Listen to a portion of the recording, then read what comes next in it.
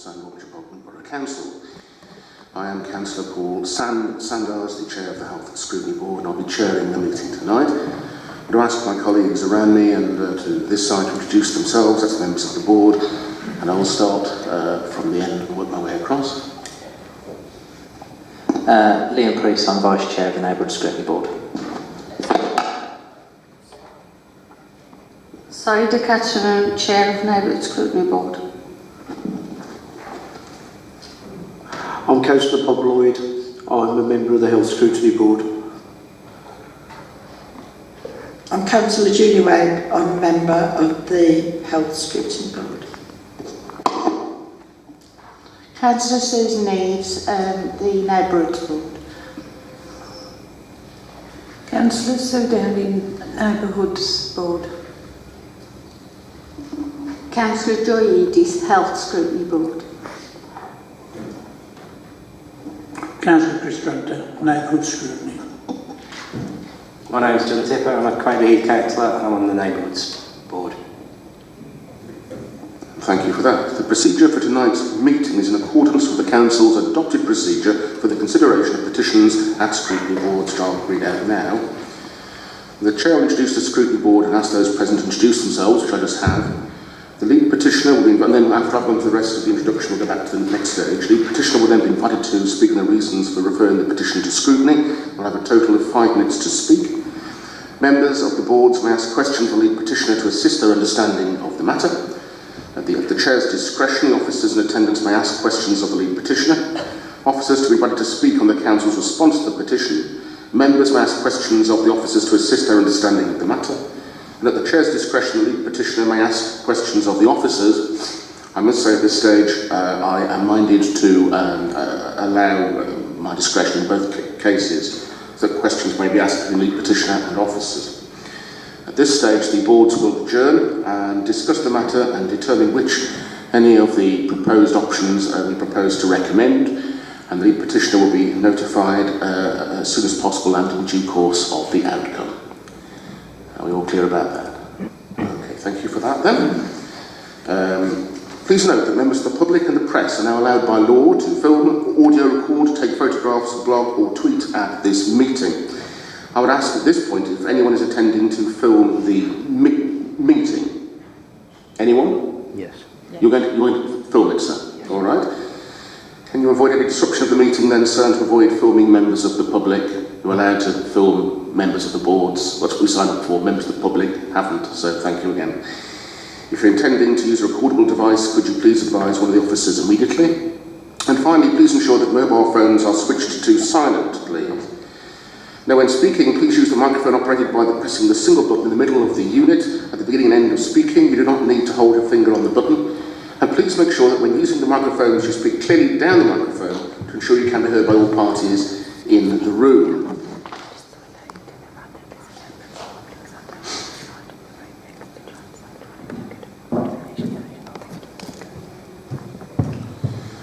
Okay then. We then move on to the lead petitioner. Can you identify yourself, please? Yes, my name's Ian Carroll. Okay. I'm going to invite you, sir, to speak on the reasons referring the petition to scrutiny. You're going to be allowed 5 minutes, and if you can stay within the limits, defined limits of the petition, as we see in agenda item 3 on our paperwork. I'm just going to talk. I wave. It's 4 minutes past 5. The time machine is ticking away, so it'll give you exactly 5 minutes, sir, and if you want to start speaking now. This petition is presented on behalf of bird lovers against Sandwell Council's clandestine cull of Canada geese in 2 of its green flag parks. The diversity of its signatories mirror our aims to stop the prejudicial slaughter of one target species. The lack of scientific evidence behind the original cull requires scrutiny from this committee. The origins of the report and its verbal approval off record requires scrutiny. The options in this 2013 report presented only a final solution of goose extermination based on exaggerated numbers of geese that can be refuted. We have seen conflicting statements made by Sandwell Council and blatant lies in an amateurish attempt to hide scrutiny of the process. A Natural England general licence only requires the culler to abide by the conditions within that type of licence. Misusing or exceeding those parameters may lead to prosecution. You cannot therefore use multiple licences, just one. A new Gwendling from an SMBC in an FOI request appears to clearly state that SMBC were using licence general to kill or take certain birds to preserve public health or public safety. Arguments concerning nuisance, damage, flora and fauna, sports pitches are therefore totally irrelevant to this general licence. John Satchwell's original report contains no evidence of danger to public health and public safety from geese or their faeces, set against risks from other potential sources. No measurement or evidence presented of the severity of the risks to the public, or screening for potential human pathogens in faecal material deposited by resident Canada geese on areas of public utility within its own 6 towns. No human health risk assessment, no identification of what bacteria is present in the unlikely event that faeces may be inadvertently swallowed. No laboratory evidence of any pathogen isolated from goose faeces in the 2 cull zone parks, which are claimed to be a risk to human health. Risks appear imagined rather than proven. There is not one single piece of direct evidence in any study to confirm transmission of potential cited pathogens carried in every animal, including man, that can be traced back to being caused by Canada geese or their faeces. Public Health England link outbreaks of cryptosporosis to drinking or swimming in contaminated water and contact with infected lambs and calves during open visits to farms. They do not mention Canada geese as likely sources. Another 2004 citable study found that the results indicate that Canada geese might only serve as an accidental carrier of cryptosporidia infections to humans and probably play a minor role in the animal-to-human transmission cycle of the pathogens. E. coli is a ubiquitous pathogen found in the gut of warm-blooded animals, including man. Most strains pose no risk to human health. E. coli I157 is a strain that has been reported in the region in association with free-roaming cattle at Sutton Park in 2012. SNBC cite a study by Moriarty and others. The same New Zealand author has also published a related study, Survival of E. coli, Enterococci and Campylobacter species in sheep faeces on pastures. Sheep and cows of course graze within Sandwell Valley, where large numbers of people gather and pass through. The study found concentrations of E. coli, Enterococci and Campylobacter species appear to be higher in sheep faeces than in cow pats, but both may contain all the pathogens cited as being harmful to human health, that the Council cannot show any evidence of being present in Sandwell's geese. In short, the risk of pathogens from farm animals are higher than from Canada geese, yet Sandwell Council appear to hypocritically encourage the animal-to-human contact with farm animals at its farms, according to its own Facebook page, allowing children to handle newborn lambs. You can see the child's mouth right next to the lamb. I would urge the committee to look at animal aids. Is factory farming making you sick? The context is a very low risk that Canada geese cause in Sandwell's parks in terms of disease risk to the public for what you might eat on your plate. I would also like to add, I've been rescuing wildfowl for the last 17 years, with others much longer. I've been covered in their blood, and yes, I've inadvertently swallowed their faeces.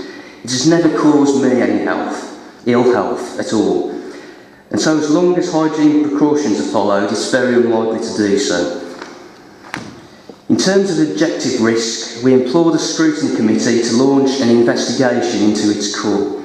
Look at the literature that myself and the organisation Animal Aid can provide, including a successful non-lethal geese management plan. I'm sorry, sir, time is up. That's your 5 minutes. Thank you for that. Item 3. Members of the boards may ask questions of the petitioner that you serve to assist their understanding of the matter. I'll take questions now.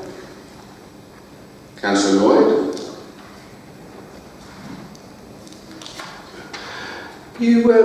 You mentioned to refute the number of geese that were on different parts of that. Do you have evidence that would give a different number? Yes, I do. This morning I counted 18 geese on Victoria Park, Tipton, but going back to 1995, I have West Midland bird club reports, also evidence from sheepwash-related reports of the Tibberdale birding group, which show different numbers. What I believe is happening, if through the chair I can explain, Could I just, I mean, do you have, I mean, this report is based on the last sort of 12, 18 months. Yes. Do you have counts from those parks during that time that would refute the 300? Yes, yeah, I do.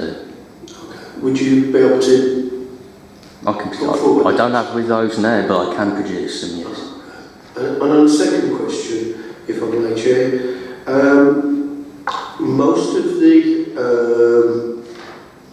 evidence regarding risk has been put around pathogens, and I have looked at the papers that were put forward by the council. I'm not an expert in those, but they lead to certain evidence.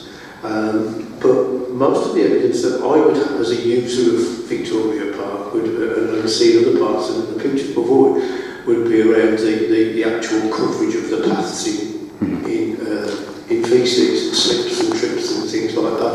Have you considered that when you considered your...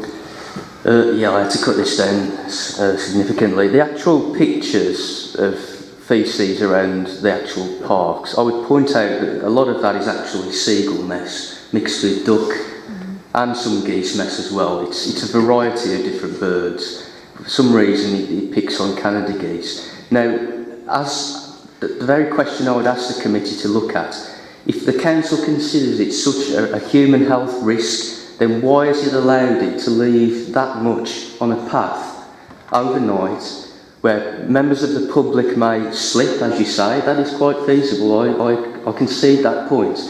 But to just take pictures merely for the photo opportunity, as these are, I just find that absolutely ridiculous.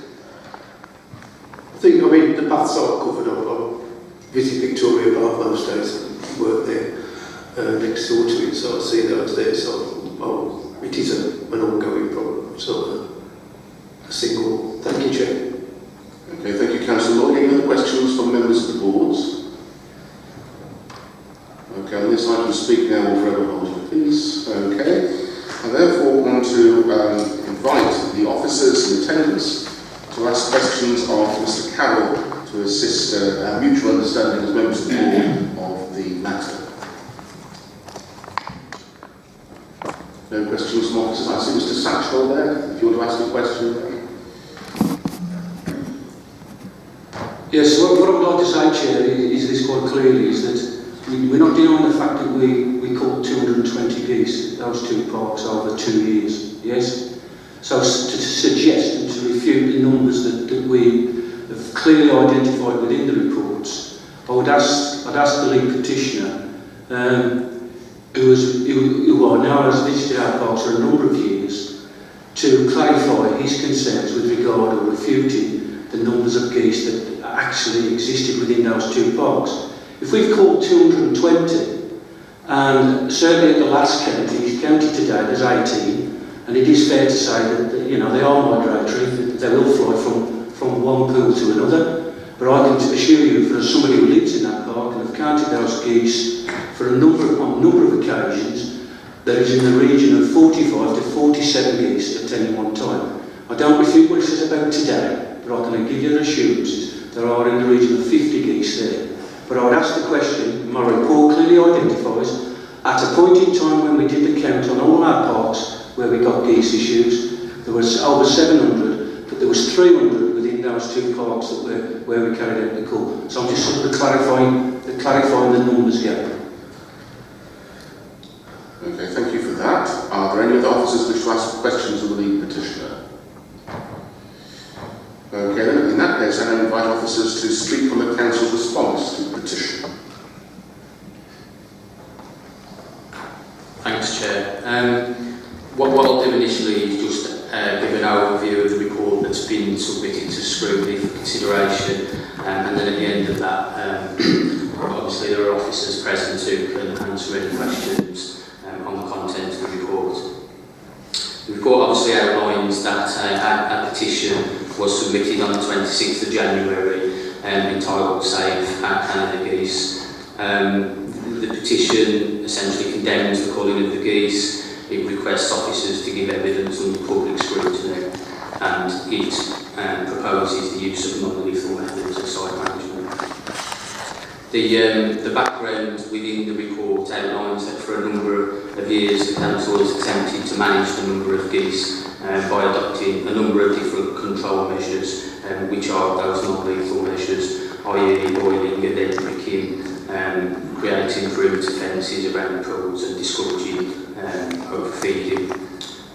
Further details are outlined in section 2, so I won't go into all of those details, but it describes the type of nuisance that is created through those numbers of geese and how it affects people's enjoyment of the park. Pictures have been referred to already as Appendix 1 and 2.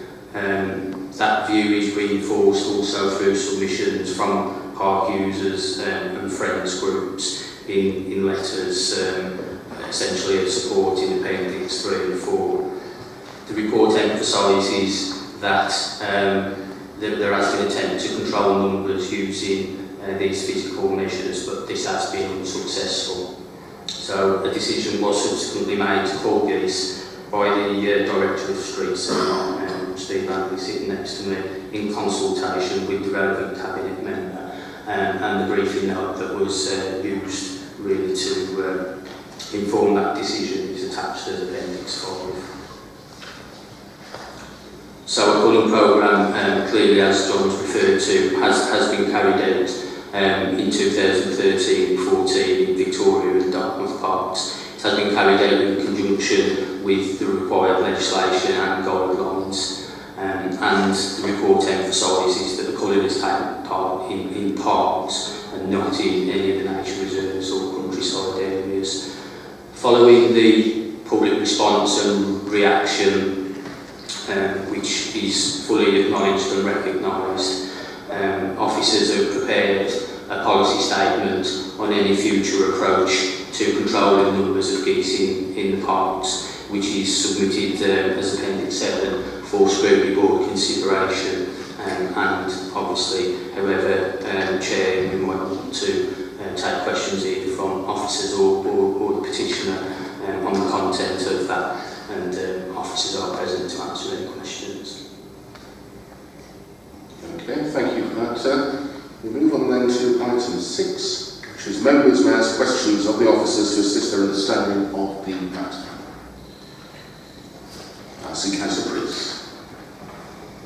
Thank you, Chair. The petitioner mentioned possibly an issue with the licence to cull the geese. Can you explain to me in a little more detail the licensing regulations and what provision that Sandwell has in place? Yes, obviously we employed a contractor to undertake that work who applied to Natural England for a licence to catch and bring into a trailer, move them and to dispatch them to a suitable venue for culling. We have seen sight of that. We have seen sight of that licence, and it's quite clear that they comply with Natural England's technical guidelines, of which I think are part of the report that clearly explains the process that they have to adopt to undertake this culling exercise.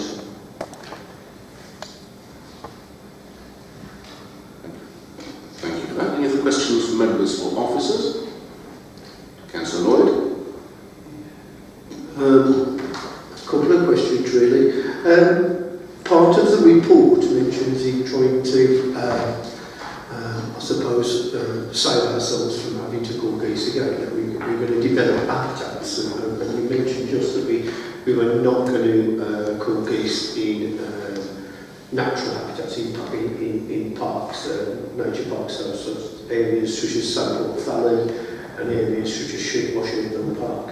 Can you tell me what you've done to maybe encourage geese in that area and discourage geese in parks?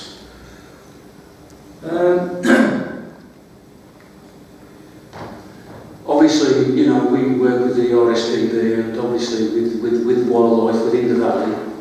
There's a number of different species of wildlife that exist, waterfowl that exist within the valley. Obviously, you know, with our partners, the RSPB, certainly we work in partnership with them, along with the Environment Agency, to, you know, create these habitats that will allow all wildlife to basically be safe and secure.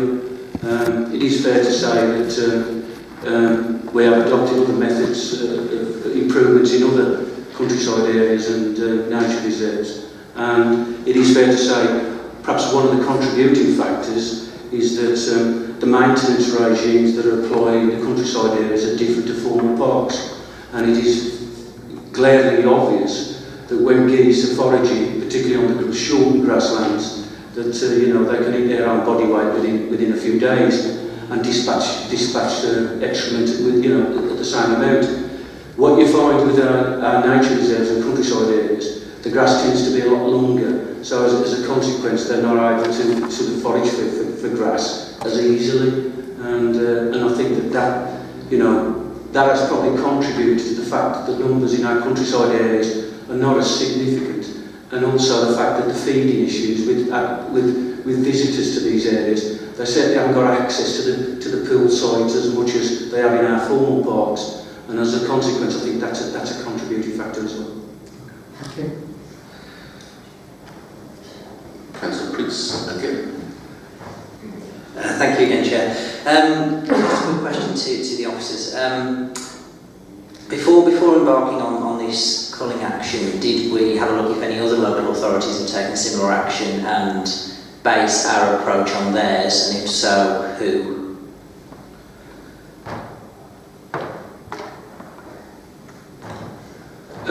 The straight answer to that is no in principle. However, as part of the West Midlands Parks Forum, we meet with other local authorities within our park services. Such matters do get discussed, and obviously we did seek advice to see what other approaches other authorities have taken with regards to the control of geese numbers. And it is fair to say that there isn't many authorities up and down the country, certainly not within the West Midlands, that have adopted this approach, to be quite honest. Any other questions from members of the board? I'll take Councillor Webb and then back to Councillor Lloyd. Thank you, Chair. Is there any evidence to suggest that Canadian geese act as some kind of a bullying bird, in that their aggressive nature prevents smaller birds from nesting and reproducing in our waterways? Is that a question for Ross? Yes, it is. Yeah, that is clearly evident. There's no denying the fact that during the breeding season, and particularly when goslings have been hatched out, the aggressive nature of the parent geese do have an impact on other breeding birds. Councillor Lloyd. Thank you, Chair. It's really a question with our health Act on regarding the wider determinants of health. Our parks are obviously there for a number of reasons, and one of the things we've tried to encourage over the last few years has been the use of the parks for walking. We've had health walks in different parks. We know that sports are played on I think more about Victoria Park, because I know that one better, around football. We know that we try to get people to walk in there. We've got exercise equipment in there. We know we've got friends of some comments from sports clubs and friends of the park there. What is the effect on the sort of, I suppose, the goose droppings, or what's the effect on those of the wider use of the park in your view?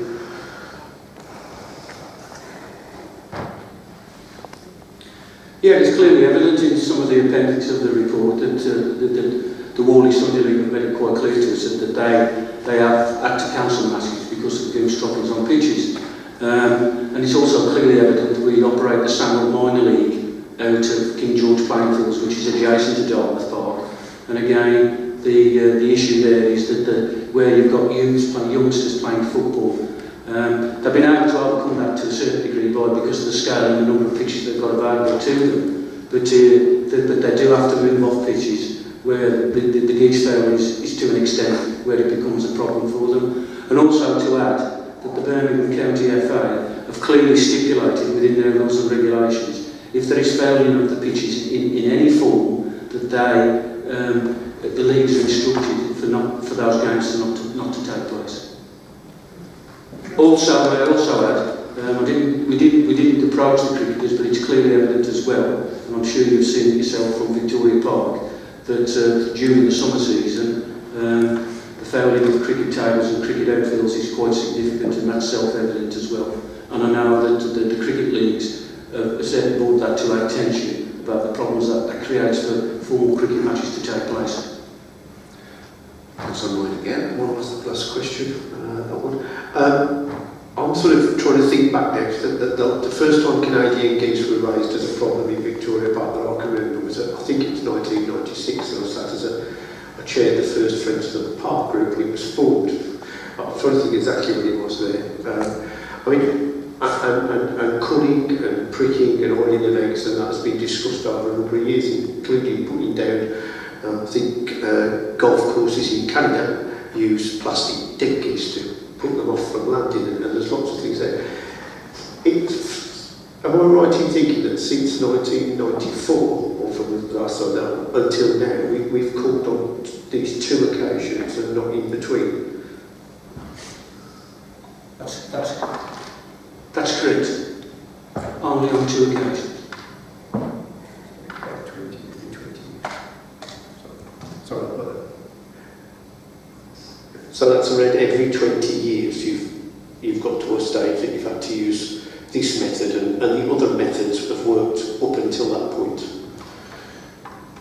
No, what I'm saying is there's only two culling operations that have been undertaken within this authority at any time. The issue is very much down the numbers that continue to grow to a point where the methods that we adopted wasn't getting it to the satisfactory levels, basically, and that's why we took the report to seek approval to undertake the culling exercise. May I also add that I did consult with the lead petitioner on this very subject, and I'll make it quite clear that he was totally opposed to that culling exercise undertaken. I see Councillor Webb. Thank you, Chair. Question to the officers. Have there been any reported injuries from members of the public sleeping on this vehicle matter? None that I'm aware of.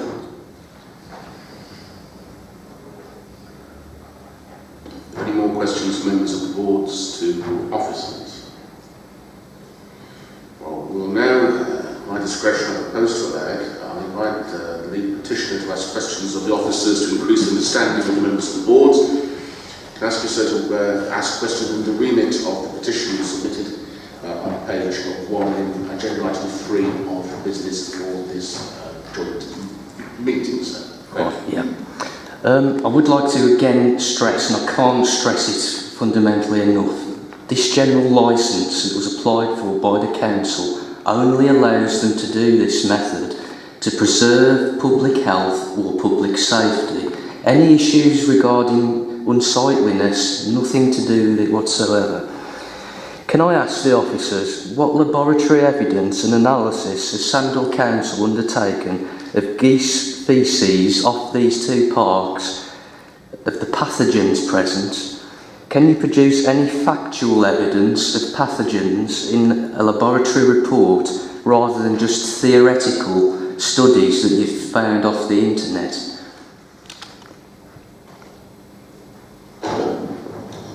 The answer to that question, Chair, is no. Can I ask another? I only have 3, Chair.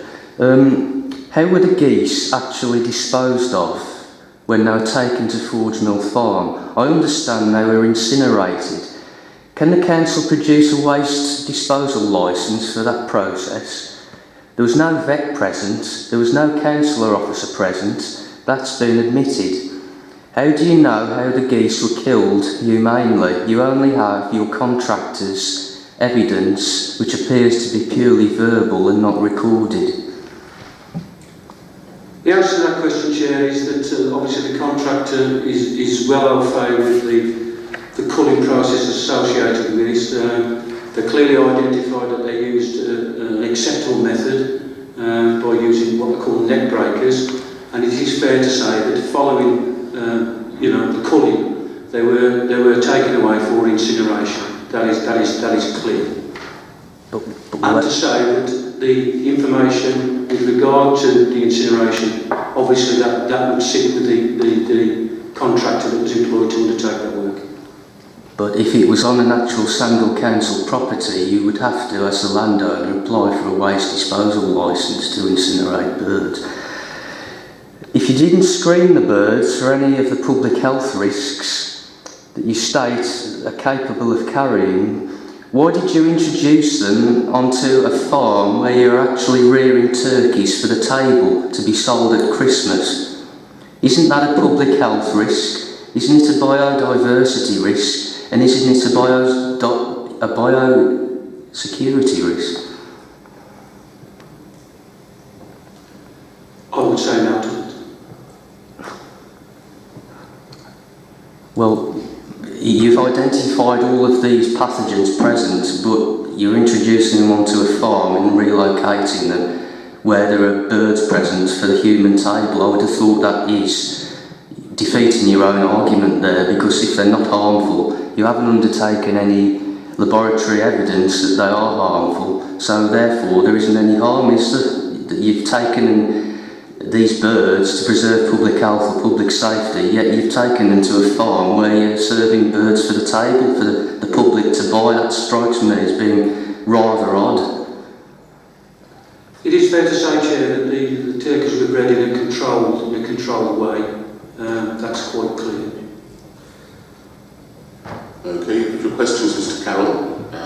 What I'm going to say is then that the members of the board, I think, have been sufficiently informed by the paperwork we're given and by the questions and answers we've heard tonight. I'm going to invite the members of the board to go to the ante-room to discuss the matter and determine which of the options listed within the report we wish to recommend. Sorry? So is there any questions over there? Could I ask, Chair, would it be possible for two colleagues from the Friends of Two Parks to comment on this, please? That's not in the agenda, sir. I object to that because they're not involved with this petition.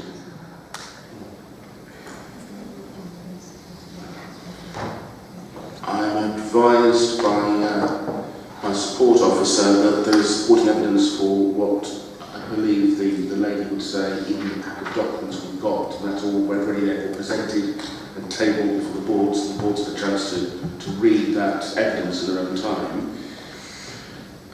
As the boards have now been informed by the thorough discussion we had this afternoon and by the information package includes the representations from, and I'll go through them again for the sake of transparency. We have had representations from, in this pack, the Friends of Dartmouth Park, the Community Volunteer Gardeners, the Warley District Sunday League. All of that is in the public domain in these packs and has informed the board. So therefore I'm going to say that it has been tabled and is already part of the evidence. Members of the boards are now going to return to the ante-room, as I said, to discuss the matter and determine which of any of the options listed within the report we wish to recommend. You, sir, as the petitioner, will notify you of our decision in due course, and hopefully in a speedy course of time of that. I'd like to thank members of the public and indeed the press for attending the meeting tonight. And we'll now retire in private to make a decision. And as I said, notify the petitioner, Mr. Carroll, of the outcome as quickly as we can. And thank you for attending, Mr. Thank you very much.